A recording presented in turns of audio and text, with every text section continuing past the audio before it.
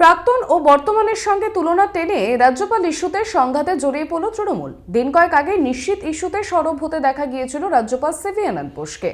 তার সেই বক্তব্য নিয়ে এবার পাল্টা এক ধাপ এগিয়ে তৃণমূলের দলীয় মুখপাত্র জাগো বাংলায় দাবি করা হয় রাজ্যপাল বোস তার পূর্বসূরি জগদীপ ধনকরের মতোই বিজেপির পরিকল্পনা কার্যকর করার চেষ্টা করছেন।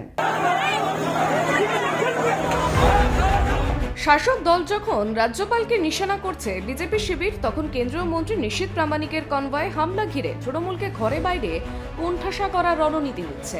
একদিকে সরাসরি মাঠে নেমে আন্দোলন শুরু করেছে তারা, অন্যদিকে রাজভবন ও রাজ্য নেতৃত্বের তরফ থেকে চাপ তৈরির কৌশল নেওয়া হয়েছে। নিশীথ প্রামাণিক দাবি করেছেন তার উপর আক্রমণ মানে দেশের স্বরাষ্ট্র মন্ত্রকের ওপরেই আক্রমণ। এদিকে দলের আক্রান্ত কর্মী সমর্থকদের পাশে দাঁড়াতে মঙ্গলবার রাজ্য বিজেপির সভাপতি সুকান্ত মজুমদার যান কোচবিহারের দিনহাটায়।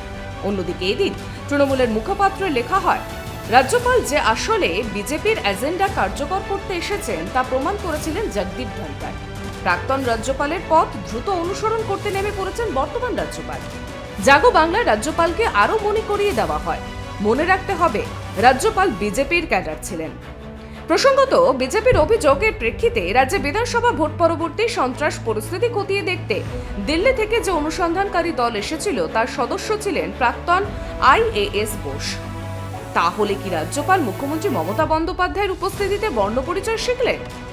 মুখ্যমন্ত্রী লেখার প্রভূত প্রশংসা করলেন, তার সঙ্গে শাসক দলের মধুচন্দ্রিমার শেষে শুরু হলো।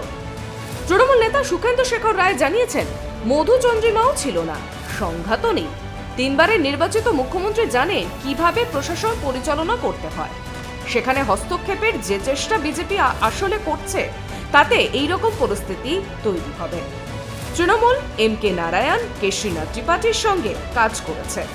এদিকে তৃণমূল বিধায়ক মদন মিত্র এদিন আবার অসংসদীয় ভাষায় রাজ্যপালকে আক্রমণ করতেও ছাড়েননি। Bureau report, tribe TV.